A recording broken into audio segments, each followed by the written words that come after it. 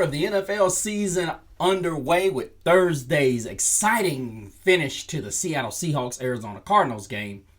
The NFL looks to do better on that with a couple of top-notch contenders going head-to-head later on in the day, and a couple of teams looking to separate themselves from the bottom. Want to find out what Mr. CeeLo thinks about week number 4? Stay tuned to find out on Gridiron Gab Pro Style.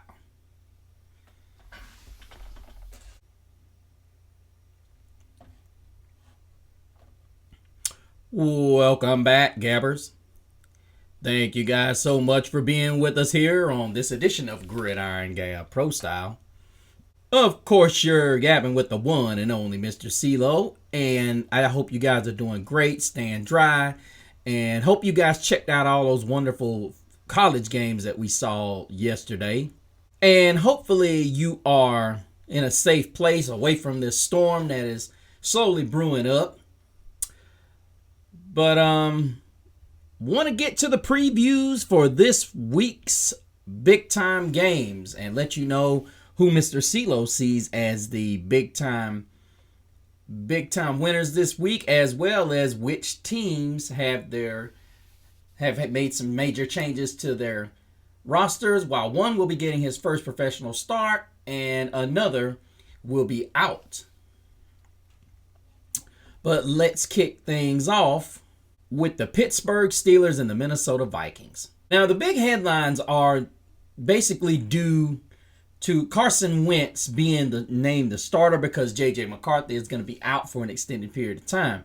Now, ultimately, when you watch this game and you say, what is the big difference here between the Vikings and what they have with J.J. McCarthy as opposed to Carson Wentz? Well, the big deal here is Wentz threw for 173 and didn't hurt the team. But we also got to look at the fact that Mason is running the football as opposed to Aaron Jones.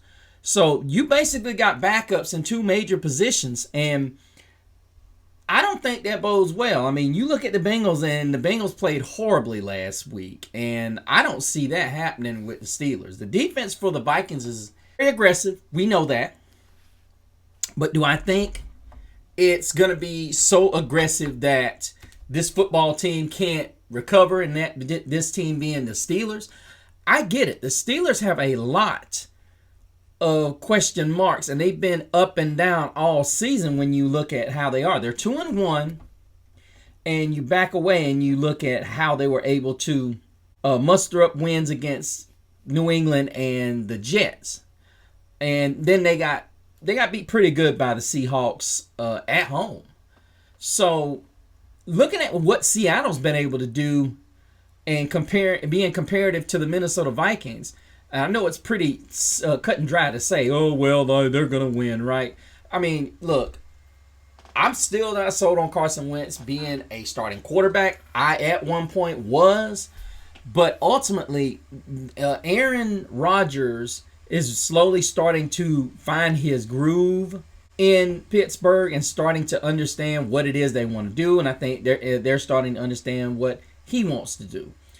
Despite the fact that he's thrown 3 interceptions, but he's hitting over 66% of his throws. Jaylen Warren and DK Metcalf have had some really good hits with him, and even Calvin Austin. Jonnu Smith has had a good rapport with him. 2 touchdowns for Metcalf and Austin. Despite the fact there's not much of a running game out of Pittsburgh, I still look at it from the standpoint that you've got TJ Watt still doing his thing, and much of this defense for the Steelers is still putting up a lot of sacks. They got 8 through 3 games, and I'm just going to be honest with you. I think this is going to be a lot for Carson Wentz, especially given that this is a team that can eat you up as far as when you make mistakes. But Pittsburgh has been able to handle the sub 500 teams. And Minnesota, to me, looks like a sub 500 football team just based on their inability to create any and generate any offense. But we look at this game and we say, okay, Carson Wentz is a starter. We look at Jordan Mason and say, okay, we can make something of it. But Justin Jefferson's got to be more involved. And now you'll see Jordan Addison back in the mix. Ultimately, I'm going to be honest with you.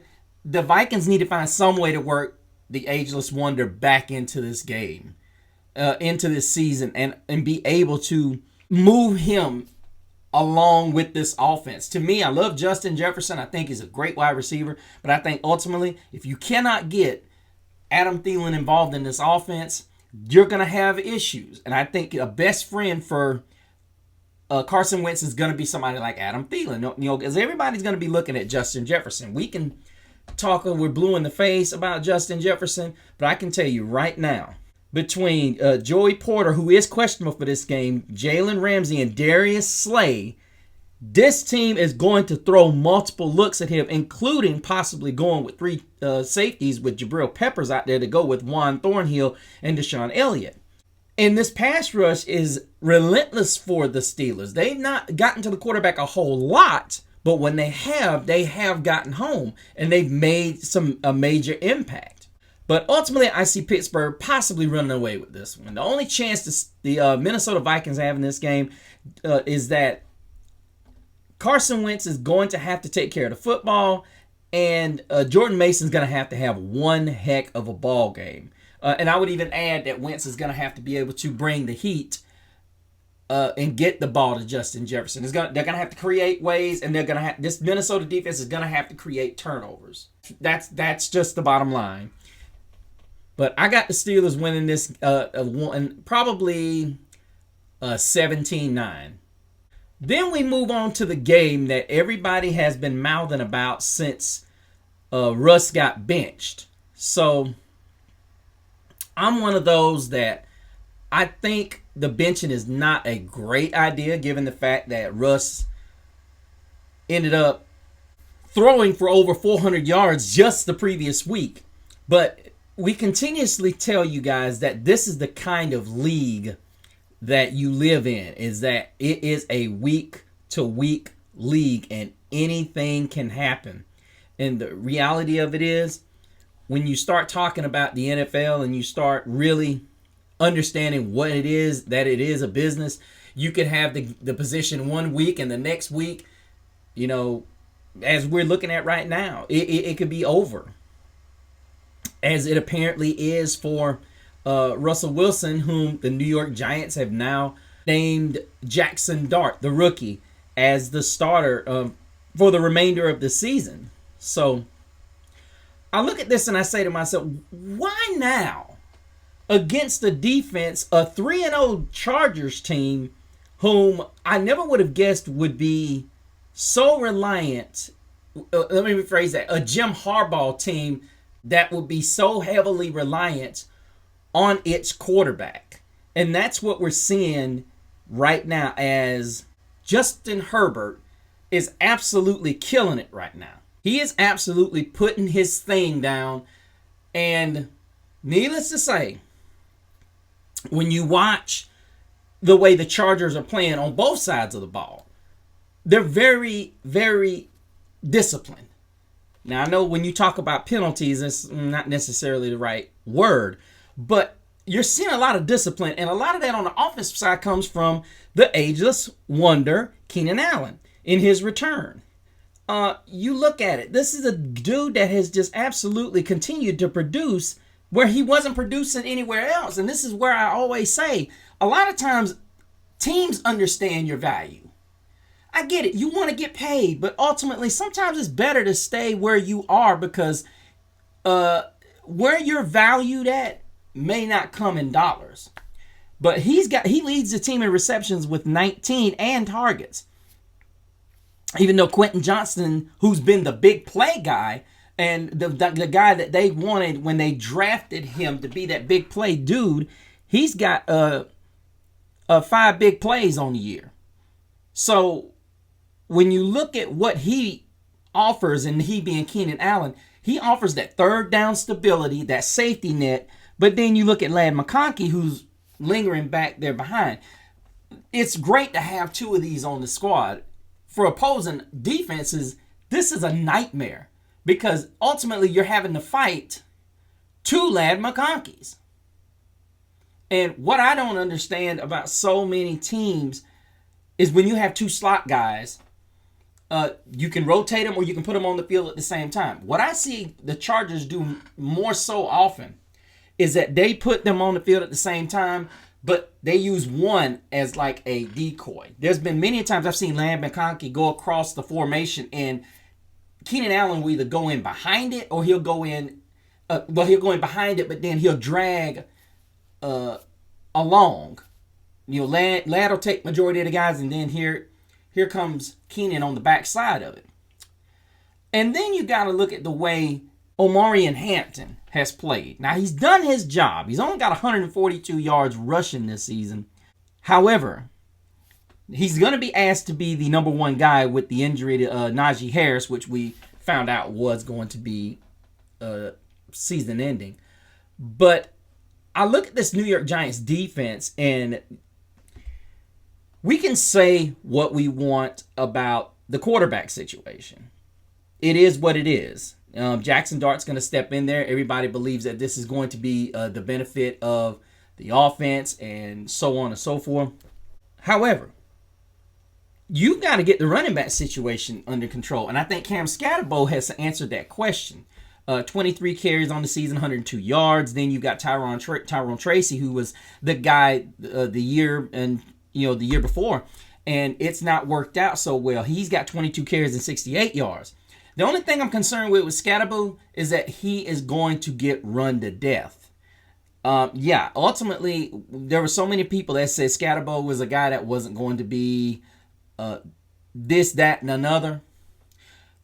And now he's proving so many of the naysayers wrong. He not only can do it all, he is Mr. Do-It-All. And you got him at a cheap price, to say the least. If you're a Giants fan, you're absolutely ecstatic about this. You get him in the 4th round, and everybody's just kind of like, this is college. This ain't college, so.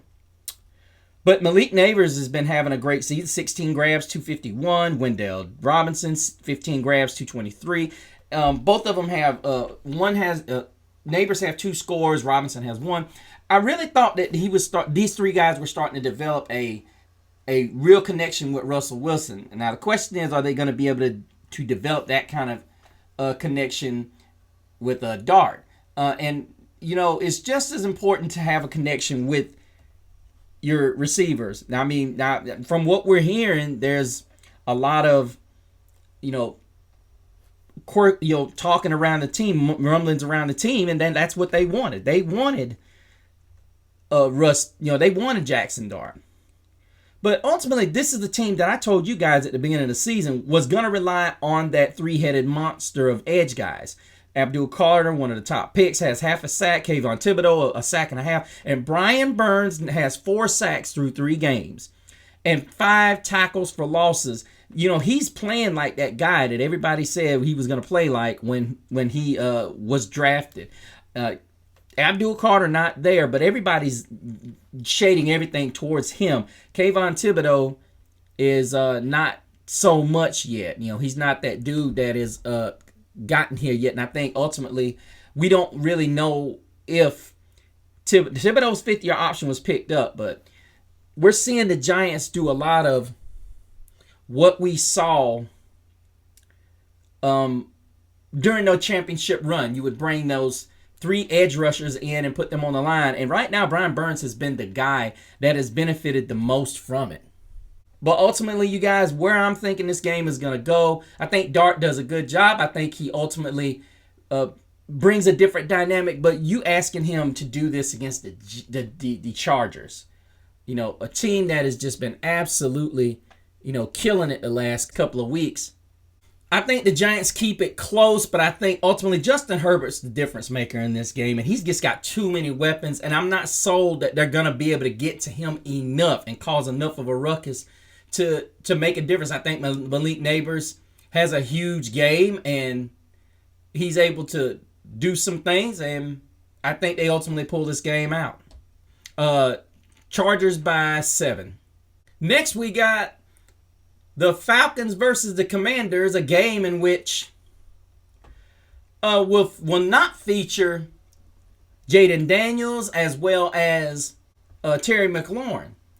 Now, the big story in this game is Raheem Morris being on the hot seat and possibly on his way out the door with a loss this Sunday. And I can be honest with you guys, it's not out of the cards when you watch the fact that Terry McLaurin and Jayden Daniels are not playing tomorrow. This has got to be a situation where if you're Raheem Morris, you've got to figure out a way to keep Marcus Mariota from tearing you up.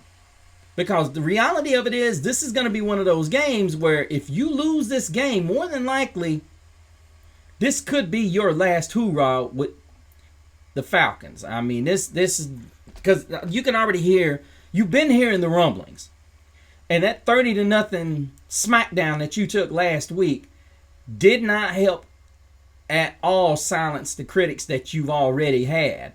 And the truth of the matter, when you've got the talent of Bijan Robinson and you've got the talent of Drake London, Kyle Pitts, and it just hasn't come together. Now, defensively, you've been able to do some things, but then people sit back and they look at this and they say, well, you gave up 30 points to the Falcons last week. Now, I'm going to go ahead and say that you can't really put 7 of those on the defense because it was a pick 6. However, I think the way this season has been going for the Falcons, I think Falcon fans are a lot like Philadelphia fans in a way. They get very irritable really fast, especially when they have high expectations for their team. And right this season they do. They have some hefty expectations for this Falcons team, and they're not trying to hear any excuses. And needless to say, I will say that Falcons game, Bijan had 13 carries for 71 yards. I get it, you were in a hole. But the truth of the matter is, when Bijan is on it, I gotta give him the ball. You shouldn't be in a situation where you're throwing the ball at all. I don't care how many points you get behind him. If you would have pushed the ball into Carolina's teeth, kept punching it into their teeth, there is no way I'm not doing that. There is no way I am not trying to punch this ball down their throat. No way. But as it pertains to this game, I'm looking at what the Commanders bring to the party. And one thing it's not going to be Jayden Daniels and Terry McLaurin. Now, Deebo Samuel's been pretty good, but then you look at it, Marcus Mariota last week, 15 of 21, 207 yards. But now you've got it where Jeremy McNichols is a new party crasher. Had 103 yards on a score. They may have found their dude. My question is, what took you so long, Commanders? This should have been your guy all along. This guy was a superstar at Boise State. What are you thinking about? So with that being said, I believe Washington's not going to be able to run the football as efficiently, even though the Falcons have shown a deep commitment to stop it. I mean, the Panthers weren't necessarily running all over them last week, even though Chuba Hubbard did have a relatively good game. I will say that I think that this game is going to be a lot closer, being that the Falcons haven't figured out what they're going to do on offense. I think being at home, this could be a game where Bijan goes off.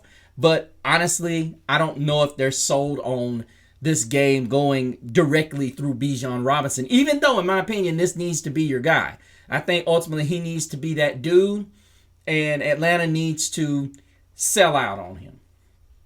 So ultimately, I do think that the Falcons do enough to win this game. I don't think they blow them out. But the Commanders are going to need to get Jayden Daniels and Terry McLaurin back. I think they're going to make this interesting, but I don't think the Falcons lose this game. I think between Bijan and Drake London, they're going to be able to get it done. I'm not even going to mention Kyle Pitts anymore because ultimately he's just a forgotten individual.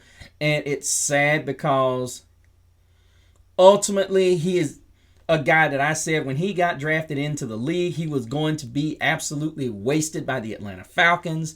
And I'm absolutely right. Atlanta Falcons fans have been giving him the business, which that's not his fault. I'm just going to go ahead and lay it out there. It's not his fault that the Atlanta Falcons have misused him, from Arthur Smith to even the individuals that run with Raheem Morris. They have not utilized him. They basically said in a nutshell, this is not our guy, so we don't owe anything to him. So and that's bad, because ultimately this could end his career. I wouldn't mind seeing him, with the Carolina Panthers. But let us move towards a game that is absolutely one of those where you look at and you say, I can believe where one of these squads ended up, but I cannot believe where the other one is. And that would be the Tennessee Titans and the Houston Texans. And the question is, what's happening to C.J. Stroud in this offense? Well, Bobby Slowick was able to unlock something with C.J. Stroud that we're not seeing currently. And a lot of that has to do with the fact that they have absolutely destroyed this offensive line. And I'm going to be honest with you, DeMeco Ryans, if his job comes up into question, that's going to be the single worst decision he made during his reign as the coach. Because ultimately, one thing I can honestly say I thought Slowick did a great job of was he put things in this system that fit C.J. Stroud, despite the fact that the offensive line was just absolutely putrid. You're looking at a Houston team that is not sure of itself. Nick Chubb is the guy right now. And Nico Collins has had himself a pretty good season. That's not to say that all has been absolutely terrible for this team, because it hasn't. But I'm just going to say, do I think that the return of Joe Mixon is huge for this team? Sure. But ultimately, the offensive line for this team has been a major thorn in the side of this offense. And believe it or not, he can't get back in. He can't help the issues that they have right now, guys. I mean, whether you want to admit it or not, he can't change the fact that this line can't block. I mean, Ariana Irsay has been okay. Titus Howard's been okay. To me, they got to figure out how to get Jarrett Patterson and Blake Fisher in these games. I mean, these are former Notre Dame players that are familiar with one of the associated with some of the best running games in the country. And the fact remains is that if you're not going to make some serious strides running the football, coupled with this defense that you have, how are you going to get anything done? Let's take a look. You got 9 sacks on the season, and you've got 3 by Will Anderson Jr., and you, of course, Danielle Hunter's got 2. Then you got Fatou Kassi has a sack and a half, and you've got plenty of tackles for losses led by Will Anderson Jr. with 5. And then you've got one of the best secondaries, even though they don't have a lot of interceptions to back that up. But when you sit and you think about all the pass defenses that this team is able to do, led by Derek Stingley, who has come out of his shell and just absolutely been ball, along with Jalen Petrie, they've not been losing games, badly. But then you look at the other side and you say, okay, the same problem you're having with C.J. Stroud, you're having with Cam Ward. But I think some of this is, you got to put some of this on Cam Ward, because he is kind of holding the football. And then he's having rookie jitters, and I think the system that they're running is a little bit too much. And a certain coach is thinking that he's got Jamar Chase and T. Higgins, and he doesn't. You were fortunate enough to be able to get this job because of how good Joe Burrow, Jamar Chase, and T. Higgins made that. How they made that offense look so easy. You're going to have to simplify this, because, look, when your best receiver is Okonkwo, best receiver is a tight end, who's Okonkwo with 12 catches, And then Calvin Ridley's only got 8 catches on 21 targets. And then Ayo Manuel out of Stanford is your guy. I'm just saying, you got issues. And the reality of it is you're sitting here trying to reinvent that Cincinnati Bengals offense, and that ain't happening. And then you look at they can get no pressure on the quarterback. They've only got 2 sacks. Jeffrey Simmons and Amani Hooker, a safety, have the only 2 sacks on this team. They've actually got more interceptions than they do sacks. No joke. They've actually got more interceptions than sacks. So with that being said, I do think that this is going to be a game that a lot of people are just going to ignore. I think CJ Stroud has a decent game, but I think ultimately this is going to be one where Nick Chubb comes out and he's able to bring down the house and win this game for them. And it just basically gets them to the next week, because ultimately I don't know if this team is going to be able to. I don't know. I'm going to be honest with you. As much as I like DeMeco Ryans, that chair is going to start to get hot. And a lot of people say, what? Not DeMeco Ryans. I'm afraid so. Because his decision to terminate Bobby Slowick was, in my opinion, not a smart one. I'm just going to be honest. That was not a smart move, because ultimately you can call a guy in there and say, hey, look, we need to run the ball more. I think we need to dedicate more carries in the offense as opposed to just living by C.J. Stroud, which, by the way, in my opinion, C.J. Stroud was a large reason why the Houston Texans went to the playoffs in his first season. Now, I get it. I understand you don't want to put him in too many positions where he has to do what he does. But ultimately, that's what you're supposed to do. The next one on the list is probably going to be one we don't talk about very much. The Saints, they're just not very good.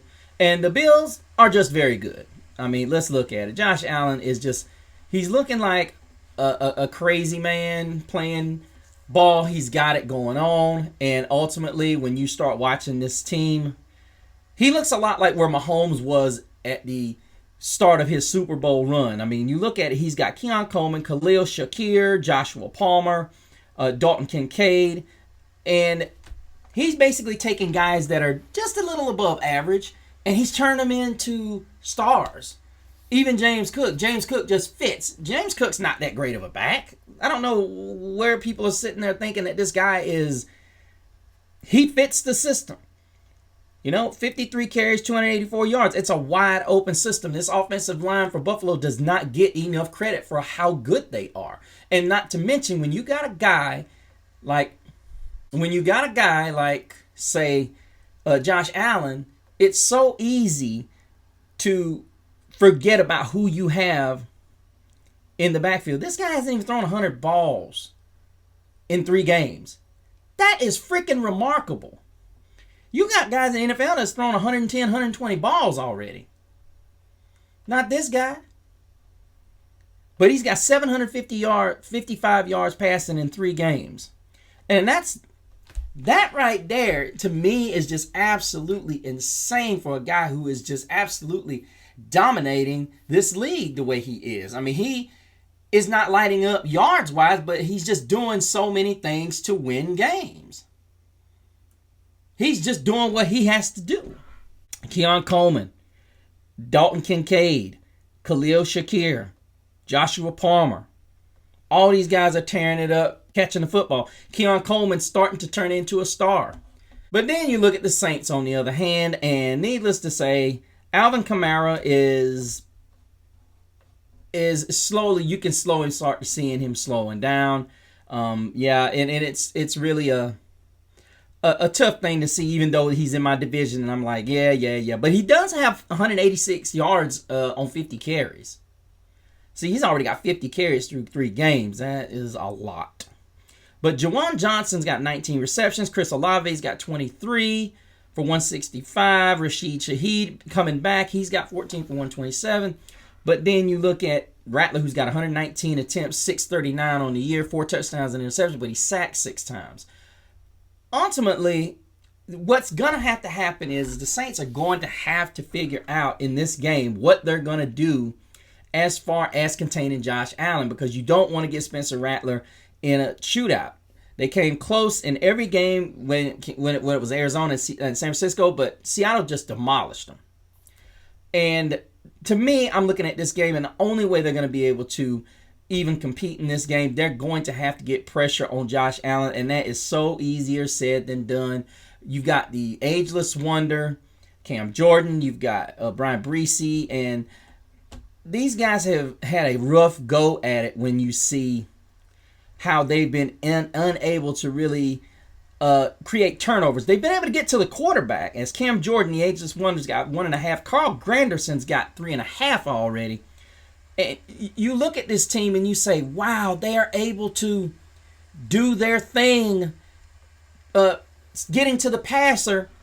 But then the other thing is no interceptions.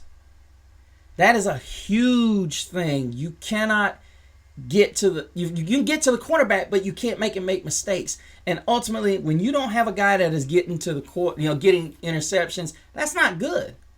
Especially for a team that is offensively challenged and getting points. So, needless to say, when that happens, you got to be able to get the other team to make mistakes. And ultimately, I don't know if New Orleans is going to be able to do that. This game is in Buffalo, and it's not good. So, needless to say, I would say the best bet for the New Orleans Saints is to create turnovers. I don't think they do. I think Buffalo is not going to try to run the score up. I think they're going to try to get out of town. They're going to try to walk away from this fight without, any injuries and whatnot, because they realize they've got bigger fish to fry. And I think ultimately they know that they're the better team, and they're going to try to just walk away. But let's look at the game that could possibly be the game of the afternoon, people.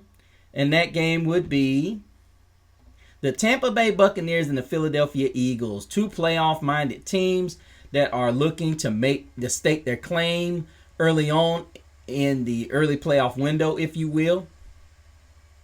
I like the way this game is looking, because ultimately, this is a football team in the Tampa Bay Buccaneers that many, including myself, don't give them enough credit for being a really good football team. They are. They run the football effectively, and they basically, in a nutshell, play really good defense, despite the fact that they can't keep Chris Godwin on the field. It just seems like every single week this guy is consistently hurt. So what's really ironic is that the Tampa Bay Buccaneers and Godwin, Godwin's ultimately supposedly on the injured list. But Baker Mayfield and Godwin are slated to play in this game.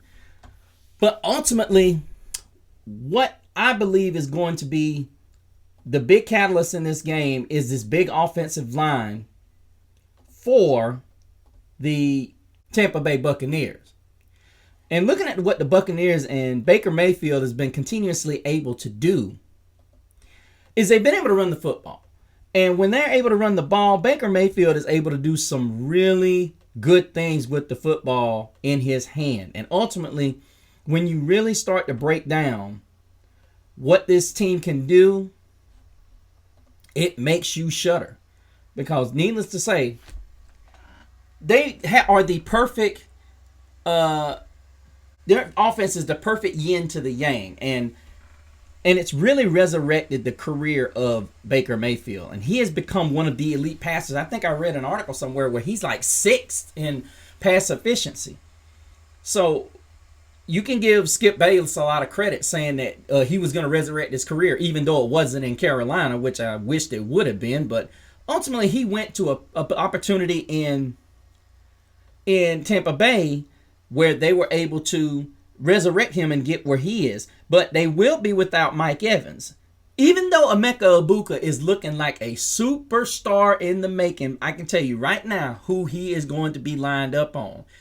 He is going to be lined up on none other, big gab out to my buddy Rodney. He is going to be locked up on none other than Kenyon Mitchell, whom I like him. I'm just not sold on him being an elite guy yet. I will say he's a good guy, but you guys know who I love. I love Cooper DeJean. Cooper DeJean. Is that what they call him? DeJean. I want to get his name right because I love the kid. I think this kid is he's just an absolute baller. He does everything. He is just that dude he is that spark plug. He just gets this team up. But another guy on this defense that is just absolutely underappreciated on this team and doesn't get nearly the type of press like the other big namers on this team get is going to be Jeremiah Trotter Jr. The guy is absolutely huge on this defense. With Nakobe Dean not being out there and Nolan Smith being on injured reserve, he comes in and plays some serious minutes. Then you throw in Jihad Campbell, the rookie, who has just been absolutely a godsend for this defense, guys. I mean, he has been really good. And then you think about Zach Bond. This team is built to just dominate from the inside out. And then you throw in Reed Blankenship and Andrew Makuba, another young guy. This team is loaded with young guys that are just absolutely talented. This is how championship teams are built. They continuously keep loading up with talent and not necessarily dispersing it when they get done with it, but that's pretty much what they do. And I ultimately look at this and see how Jalen Hurts is just really balling out. He's just taking what defenses give him. He's doing a lot of things that I never thought this guy would be doing. He's reading defenses. He's figuring out what his cues are, what it looks like. And he's just absolutely doing a tremendous job leading this offense. But then you also got to remember, look what we got over here with this defense in Tampa Bay. You got Antonio Winfield, you got Jamal Dean, Zion McCollum, Jacob Parrish, along with Vita Vea, who is arguably one of the best nose tackles in all of the NFL. And he's just doing his thing. He's consistently balling out, clogging up holes. And then Levante David has been absolutely looking like the old version of himself. And then you have to go and look at what this defense has been able to do. They've got 8 sacks on the season. And once again, you look at this team and you say, okay, 8 sacks on the season. And the guy whom they brought in, Hassan Reddick, has done okay, but he hasn't been that guy that they were looking for to basically, in a nutshell, carry this pass rush. But Levante David has done great in pass rush situations. Tyke Smith, they've done a lot more blitzing from other positions. Not what they're accustomed to. They're accustomed to going just 4 guys on the rush. They're not used to really blitzing a lot. But, ultimately it's not cost them yet. But looking at this game, I see Mike Evans being a huge issue for them not having him, and I don't see them winning this game. I see Philadelphia taking the football, running it with Saquon Barkley, not efficiently, but then I think ultimately A.J. Brown has gotten hot. And I look at what Philly's able to do offensively. They're able to salvage so many different ways. They're so efficient in salvaging what their offense is struggling with. If they're struggling running, they come up with creative ways to throw it, or they just play action you. They're just amazing. And I think like I said, even though Tampa Bay's home team, I still think that they end up taking this game and continuing to show the world why they could be back in the Super Bowl one more time. Next, we got the Cleveland Browns facing off against the Detroit Lions. Now, needless to say, we could go through the process of questioning, is this game worth discussing? But we saw last week what Cleveland was able to do. Did we or did we not? We can say that the Cleveland Browns are not going to do this and do that. But the truth of the matter is this. On any given Sunday, anybody can be put down. And we saw that. The NFL is a week-to-week league. I don't know how many times I have to stress that. The reality of it is anybody can be beaten on any given Sunday, as the Green Bay Packers found out. You walk in there trying to slouch, and it will cost you. And ultimately, it cost them. So I'm just going to go through and say that that Detroit's probably not going to allow the Cleveland Browns to walk in there and just destroy their opportunity. And I think Jared Goff is fully aware of what they bring to the party. And they being Myles Garrett, probably the Herculean of this entire league. I think ultimately they're not going to be able to run the football. I think they're going to run it, but they'll definitely not try to get to a point where they're trying to live and die by that pass rush. But ultimately, I look at where Detroit's pass rush is so dangerous. I think you look at Aiden Hutchinson is playing on another level. He is playing with like a man on a mission. He has just been absolutely just tremendous. Even though Muhammad has 3.5 sacks on the season, Hutchinson is already got. Hutchinson only has 2 sacks on the season, but his impact is just so obvious when he's on the field. This Lions team has 11 sacks already on the season. But then in contrast, I mean, it would not surprise me if this turned into a defensive struggle for each team. Because needless to say, when you look at Cleveland's a very good defensive team. You're not going to just go out there and put up a whole bunch of points on them. You look at that; they've got 11 sacks on the season too.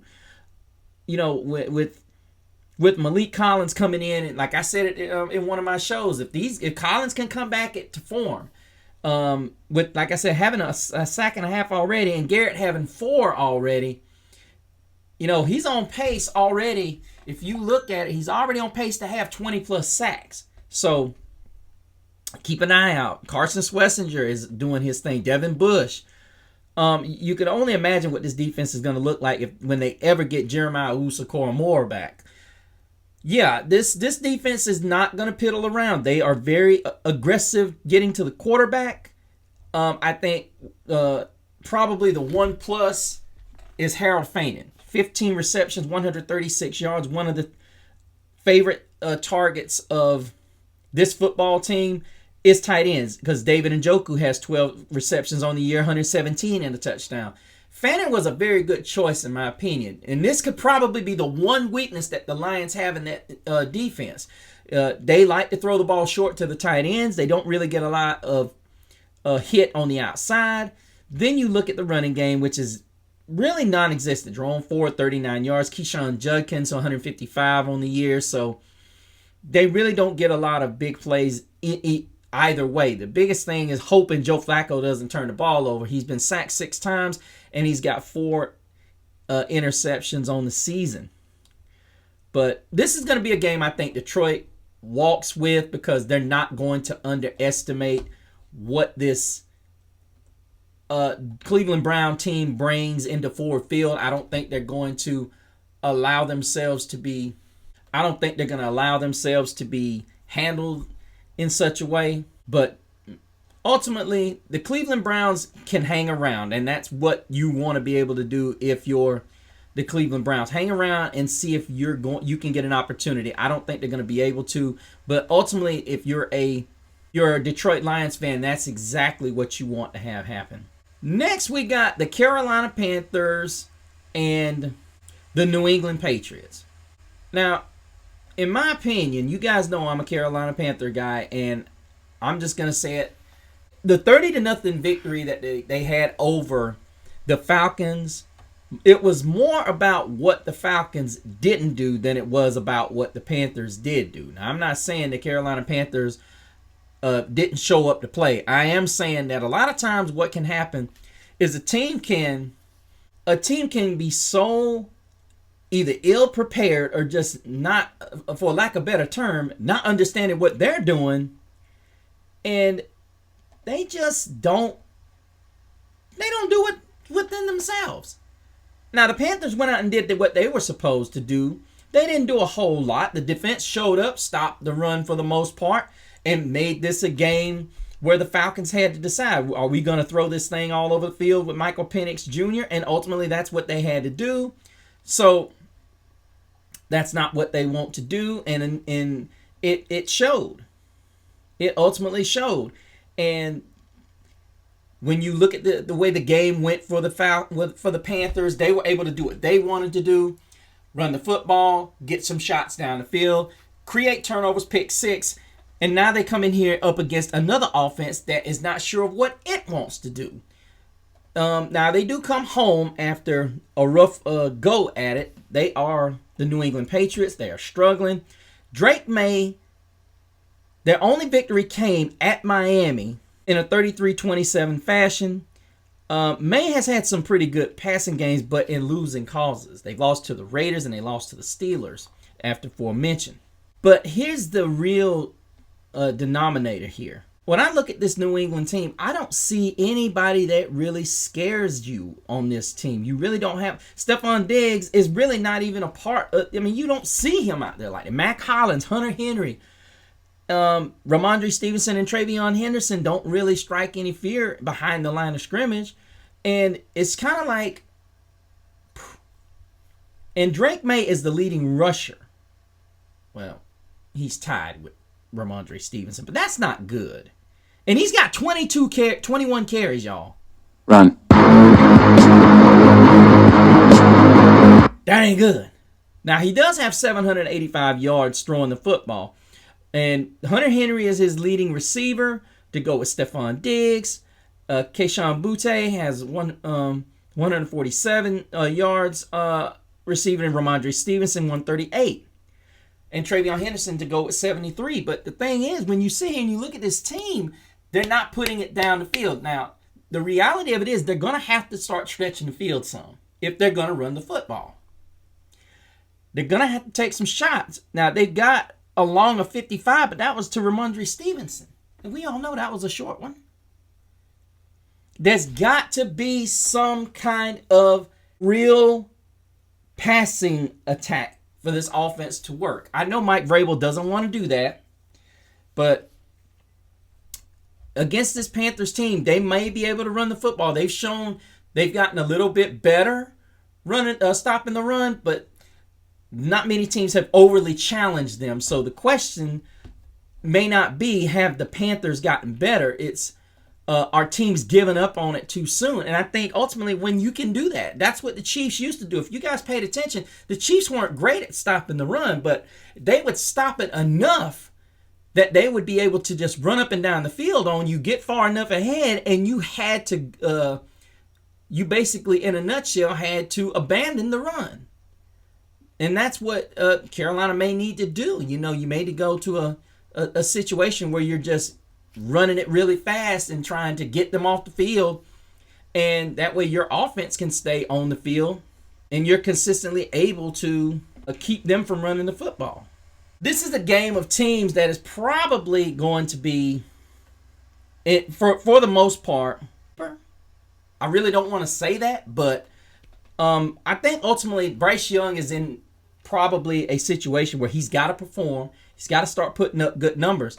But then you also have a defense in the New England Patriots that also understands that they've got to continuously keep this team afloat between Christian Gonzalez, Carlton Davis III, as well as Clavon Chasen, whom is a former Carolina Panther, Milton Williams, and Christian Barmore. They understand they've got to be the ones that keep this team together. And honestly, this is a good defense.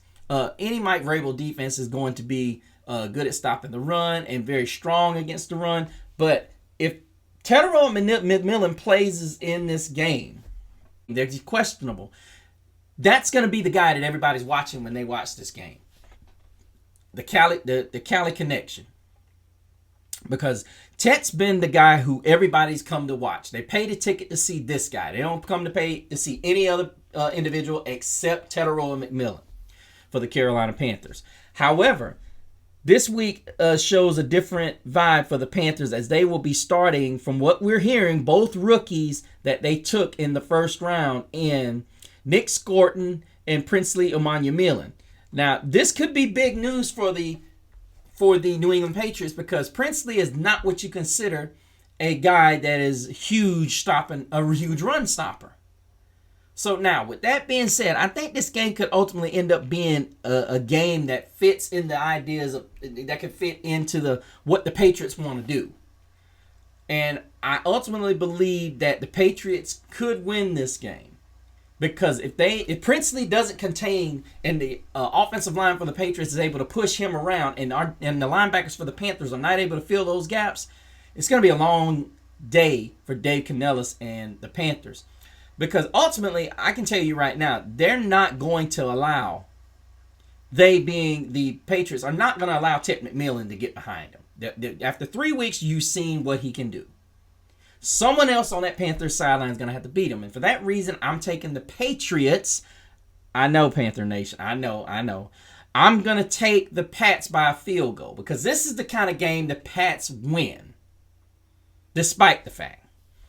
I think they win this game by a late field goal because it just feels that way. I think I love the fact that the Panthers won last week by a field goal, but I just have this weird feeling that it's going to come down to a field goal, and that field goal is going to cost the Carolina Panthers.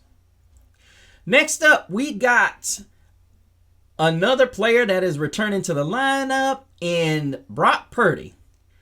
Now, guys, if I told you that the San Francisco 49ers were going to have Brock Purdy out of the lineup for 2 games and they were going to go 2-0 in both those games and remain unbeaten, would you believe me? I don't believe anything. Don't smasher. I didn't think so. I wouldn't believe it either.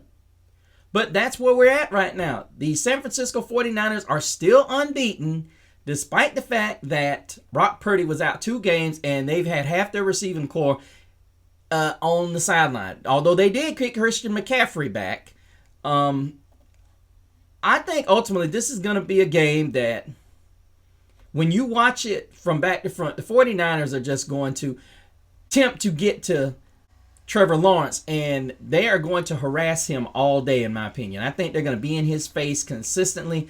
They're going to keep a lot of pressure on him, and ultimately, I think it's going to be too much for him, and I think he goes back to being turnover Trevor.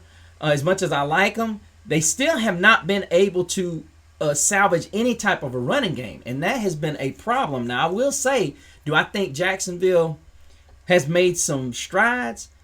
They've established that they're not the seller team, I believe. They've established that. But I don't think they've established themselves as a team that can be what they once were a couple of years ago before the C.J. Stroud era. I think ultimately this is a team that is trying to find itself. And I think, needless to say, I don't know if Trevor Lawrence is that guy, as much as I want to believe he was, because he had some really great moments early on in his career. But those moments have slowly started to fade. But you also got to remember, this is the quarterback that has had to learn several different systems in such a short span of time. And the truth of the matter is, I think the 49ers have gotten back to that type of defense where they're just getting to the quarterback. They're rotating guys out.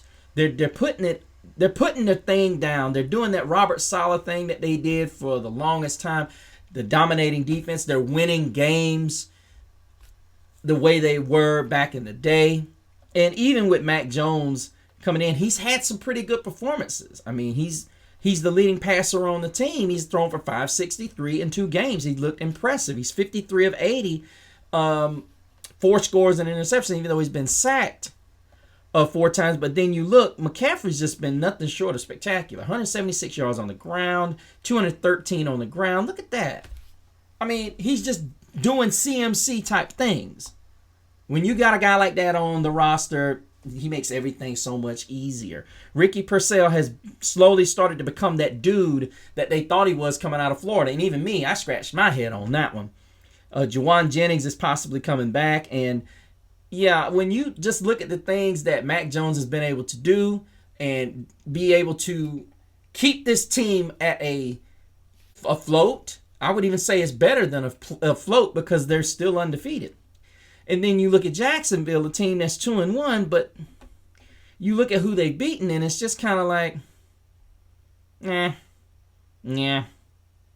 So, yeah, I mean, this is a huge opportunity for Trevor Lawrence and that Jacksonville Jaguar offense to stake its claim with Travis Etienne, Bashan Tootin, who's really stepped his game up. This is a dude that has really played exceptionally well to the point that they made him the second guy.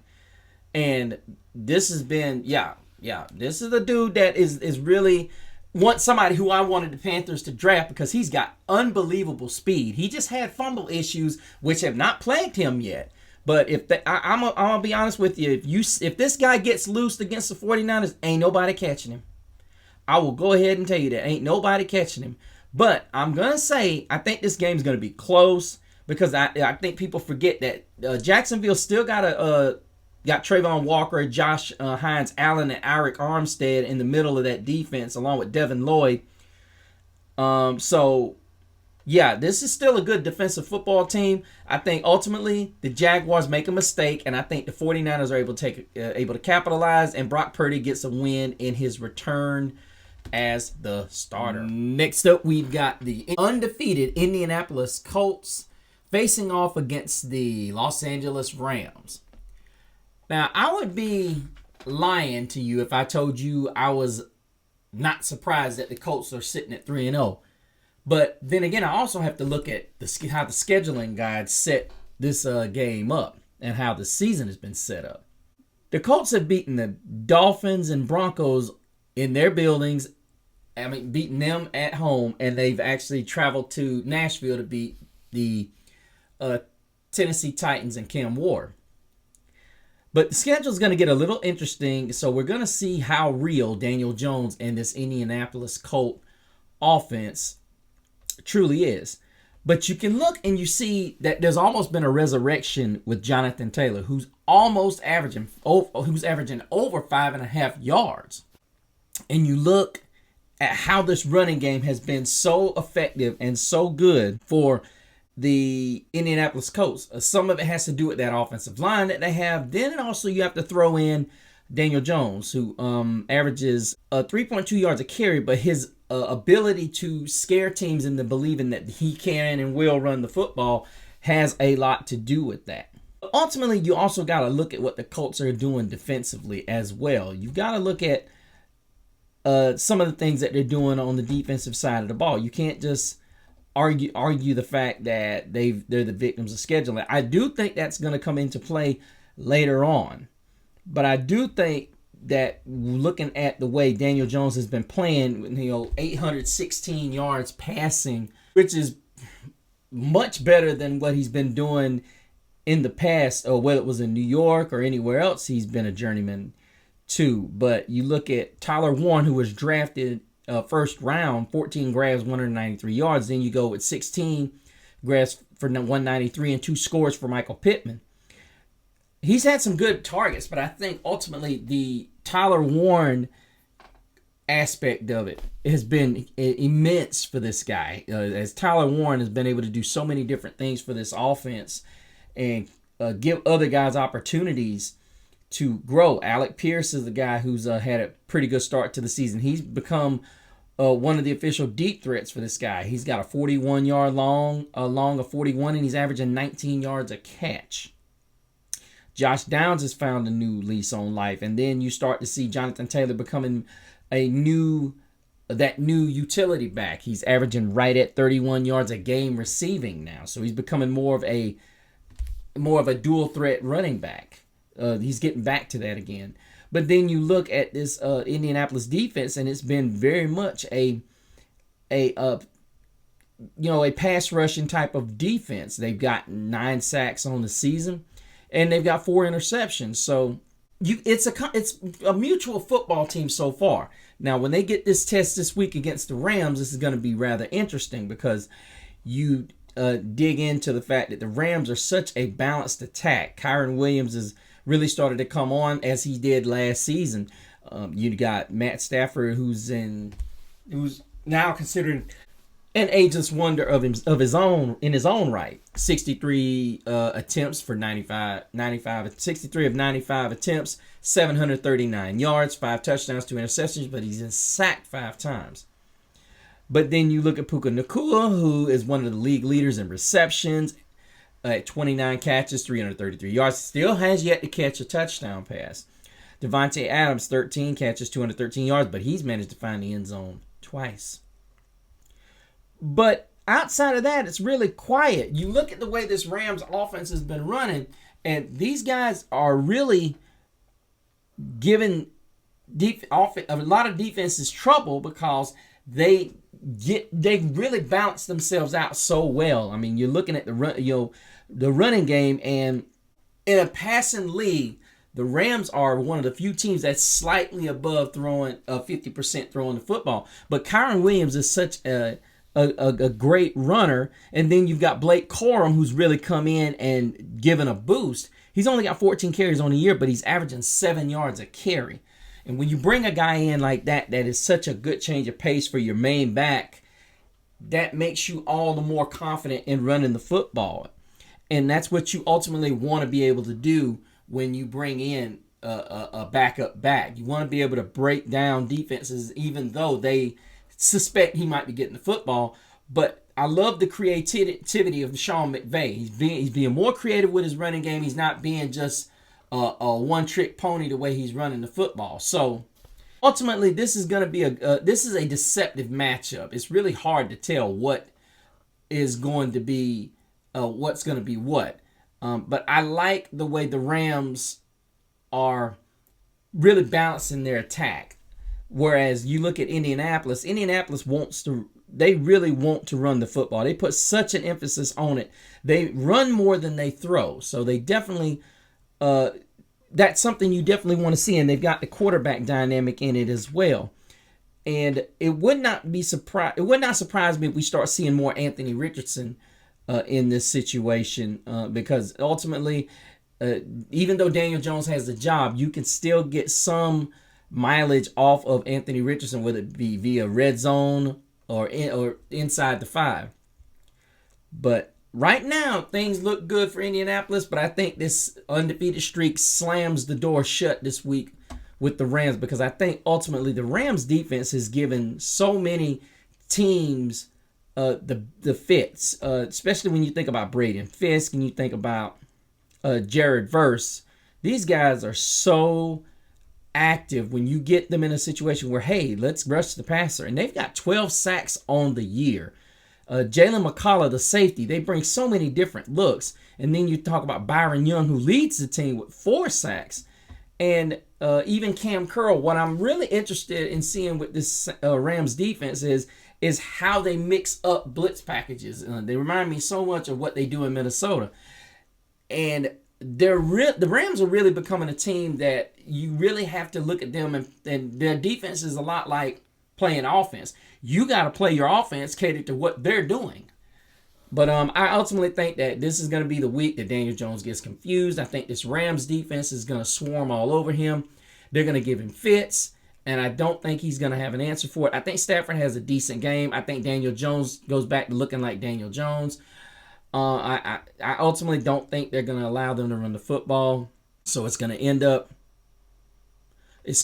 being a situation where it could get ugly early if there's too many turnovers. And arguably the matchup of the day, a lot of people have been waiting on this. The Baltimore Ravens visiting the Kansas City Chiefs. Now, so many people are looking at this and they are saying, I can't believe both of these teams are 1-2. I can see that. I really can see them being 1-2. I would have more or less suspected Kansas City would have been 2-1, and Baltimore would have possibly have been, 1-2 because of the level of competition that they've had to play, and that's what happens when you're one of the elite teams in the National Football League. You don't get weeks off, and the Ravens have had some really tough luck, and I mean particularly Derrick Henry. He's had 3 fumbles in 3 games, and they have been in some really, really crucial moments. And when he was a Tennessee Titan, that was the one time I wanted this guy to put the ball on the ground. I never drafted this guy because he was always so daggum high. Now he's on my fantasy team. He's been on my fantasy team the last 3 seasons, And all of a sudden, this guy is not superhuman anymore. He actually fumbles the football. But I think a lot of that has to do with the fact that people understand that Derrick Henry is just so daggone big. Sometimes the only chance you have, instead of trying to go and tackle this guy, is go for the rip. A lot of this I'm not going to put on him, but I mean, he's had some costly fumbles for the Ravens, to start the season, and you can't blame him. I mean, what happens is with a running back like him, you take away his effectiveness if you start really letting that get in his head. So you really let him be and hope that he can correct those issues and get them behind him. But ultimately, he's got 3 games this year where he's put the ball on the ground. So needless to say, hopefully this is not a situation that's going to continue if you're a Ravens fan.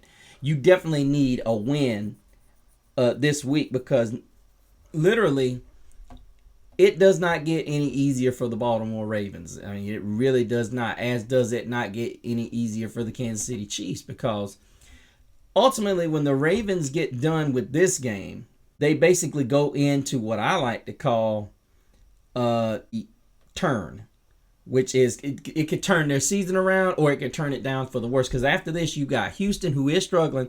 You've got that crazy Rams defense. And Chicago, we don't know what they're going to do. I mean, the Chicago Bears look like they could be ready to turn the corner. We don't know. Miami not looking good. Minnesota not looking good. Cleveland not looking so good. But it is a division game. And then you got the Jets. You don't know what they got. But ultimately, you got some games in here that you could turn it around.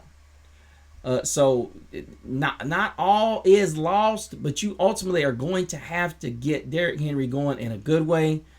Like I said, Lamar Jackson's thrown 75 balls. He's hit 72% of his passes with 9 scores, no interceptions, but he's been sacked 12 times. And I know what people will say, well, a guy like this, how does he get sacked that many times? Well, a lot of that has to do with the fact that he holds on to the ball and he attempts to make extra things happen, and that's not always a good sign. Whereas you got Derrick Henry that's over 240 yards rushing. He's got 3 touchdowns. And Lamar is being Lamar with over 118 yards rushing. But then you look, Zay Flowers leads the team in receptions with 16 at 231 and a score. Nuke Hopkins had a tremendous grab and a touchdown in that game against, Buffalo? I think it was a Buffalo game. And that you can't play any better than some of the games that they have played. And needless to say, the Baltimore Ravens have had a beast of a schedule, and it shows. What it does, it makes you better. And sometimes you just have to take those experiences and grow from them. Lamar Jackson hasn't been bad, and you can even argue the defense wasn't bad. People are going to say, "Oh, you gave up 38 points to the Lions." Well, that was one of those games that looked like it looks like the Buffalo game. It looked like, I've said this 100 times about the Ravens. They keep going out, changing this roster, and they're losing by like 1 possession or 1 point or whatever. And I think the most important thing you can do is attempt to keep the continuity there. But the Ravens are going to have to do this without Nnamdi Madubuike, who was placed on IR earlier yesterday, which means he could be out the next 4 games at least. I don't think the defense is absolutely horrible, but I look at it and I say, okay, Marlon Humphrey, Chidi Awuzie, Kyle Hamilton, Malachi Starks, Nate Wiggins. This secondary is absolutely loaded with talent. Ultimately, when we look at this Ravens team, and I really look at this team and I ask myself, where is the cause for all these points that they're giving up? They get gashed somewhat in the running game, but ultimately I'm looking at a stat that really bothers me with the Ravens. That would be sacks and interceptions. They've only got 3 total sacks as a team and 1 interception. And 2 of them came from Madubuike, who is no longer with the team as of now. You got Raquan Smith and Kyle Hamilton that lead the team in tackles. Now, and Malachi Starks. Somehow you're going to have to get these guys blitzing on the edge, or you're going to have to bring the rookie Mike Green up. I don't know how he's adjusting to the NFL life, but ultimately this guy's going to have to get on the field. Now you're going to have to get a pass rush of some sort, because ultimately a lot of this is you're not winning the battles at the line of scrimmage, and Kansas City is one of those teams where you're going to have to do that. You're going to have to get to Patrick Mahomes. You played him enough. You know this. You know this is not even an option. This is a must. You must get to Patrick Mahomes and disrupt his rhythm. Now, Mahomes has been uncharacteristically off target. He's less than 60%, and he's thrown for 669 yards. And ultimately, when you look at this team, he's got thrown for 3 touchdowns and a pick and 6 sacks. You've got to look here as Mahomes leads the team in rushing. It's official. You heard me. You suck. So if you're the Ravens, you got to feel pretty darn good about this game going in, especially if you can get in a situation where, look, Hollywood Brown's the leading receiver, 19 catches, 171. Tyquan Thornton, 9 grabs, 171. He's their big threat guy, 19 yards of reception. You got, of course, Kelsey, 10 grabs, 134 on a score. And then you've got Juju Smith-Schuster, 10 for 115. None of these guys scare you compared to what you have in your secondary. You have to come out with the attitude, I'm going to stick it to Mahomes and not worry about this running game. Because this running game, the only thing you got to worry about with the running game is Mahomes. The truth of the matter is if you can come out, and I'm referring to Baltimore, if you can come out and, in a nutshell, take this game by the horns and say, we're going to make them run the football, and then we're going to come back on our own and run the football, we can absolutely do that.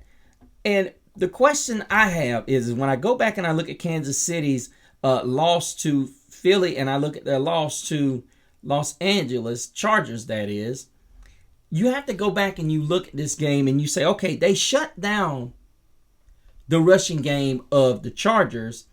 And then you look and you say, they slowed down Saquon Barkley. They didn't shut him down. They slowed him down. So that's a huge difference. They slowed him down, but he still did enough. He had 88 yards on the ground and had a touchdown. So a large capacity.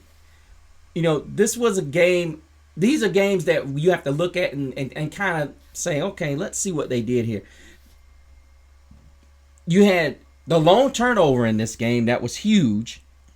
You ultimately had the Eagles on their backs. If you're a Chiefs fan, you're thinking, man, we had them. It was much closer than it was last year during the Super Bowl. But ultimately, the Eagles... the Chiefs are a team that you can still efficiently run the ball, but I'm not saying you can live or die there. That's something that the Ravens want to do. They want to run the football. However, Derrick Henry's a different beast. And then, of course, you got Lamar Jackson co-starring in the running game. So, ultimately, the Chiefs still have not shown they can efficiently stop a committed running attack. And this is where I separate things. I get it. Arrowhead's very difficult to play in, very difficult to win in. But when it gets right down to it, I still don't have enough of belief in Patrick Mahomes to beat a team that can run the football and keep him off the field. Baltimore is going to do that. Baltimore is going to live and die with Derrick Henry. And I think ultimately, even if you watch this team and say, we're going to do it this way, we're going to do it that way, the end result is going to be they're going to try to run the football. That's what they want to do, even with Mahomes wanting to throw it all over the yard. So here's where the rubber meets the road when it comes to the Ravens and the Chiefs in Arrowhead. It's not cold yet. It's not cold yet. So that's not going to play a big deal.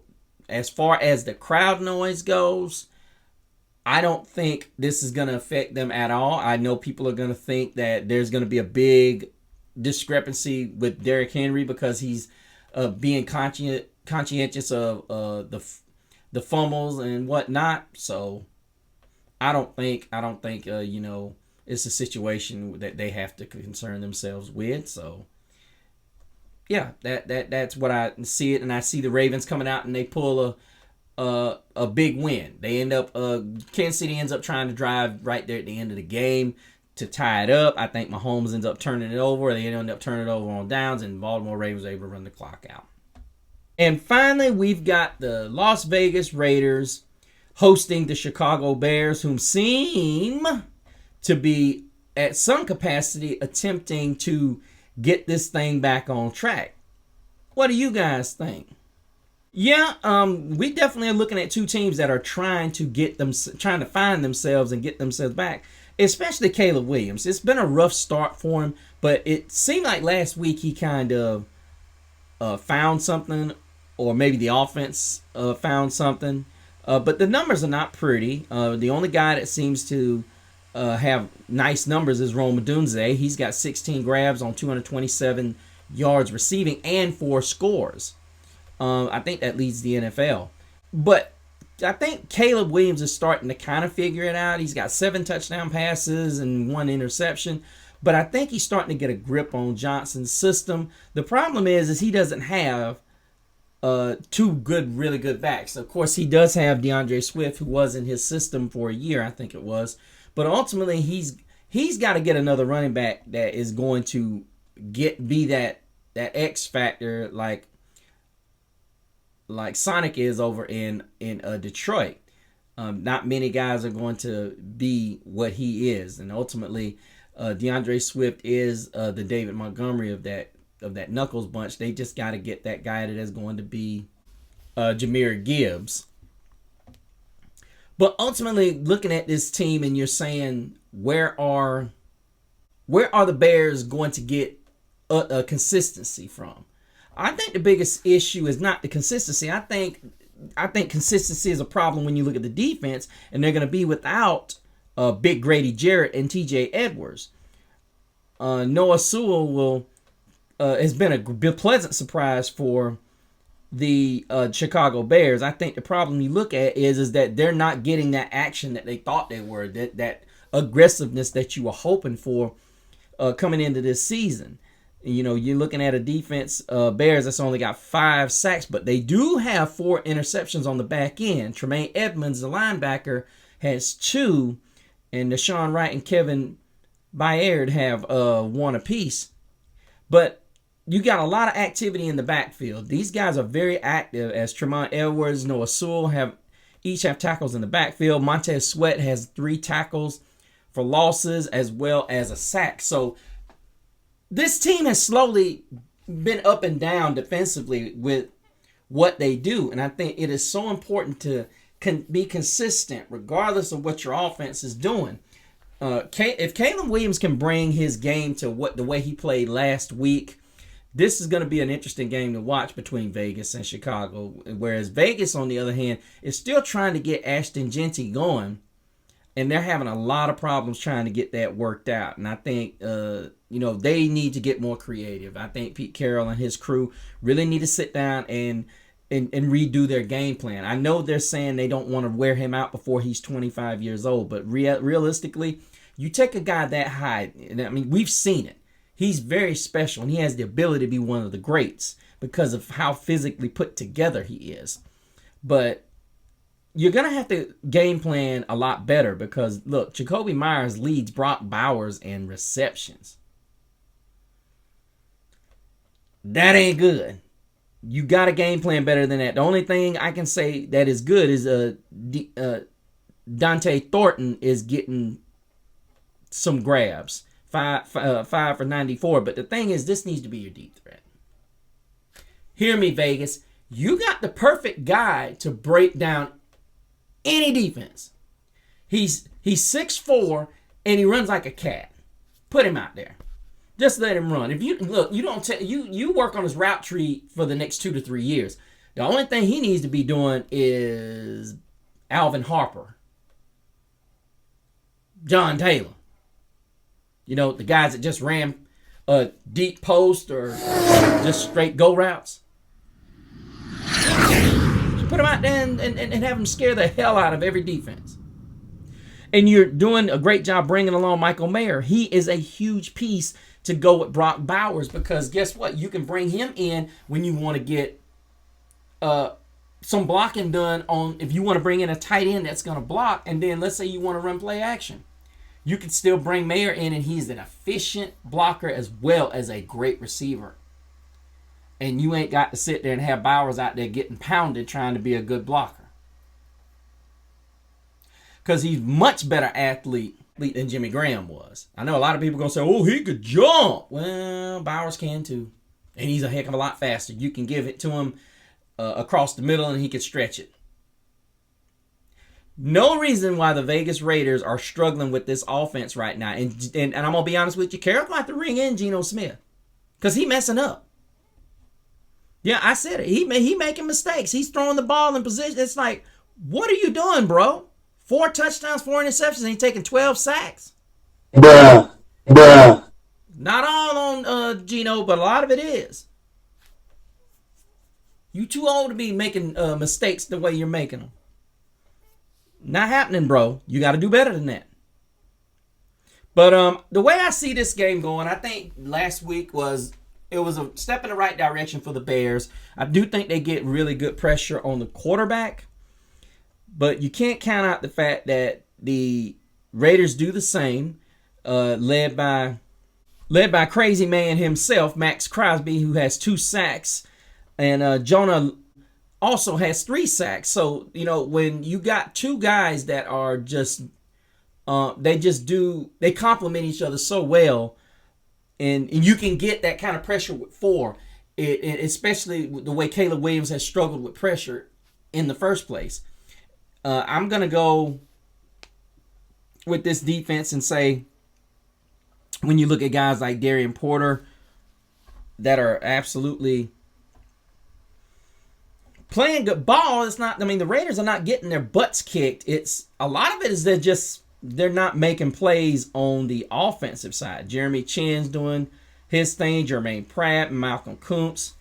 And yeah, the Raiders they're not failing on the defensive side of the ball. They're just not getting it done on the offense.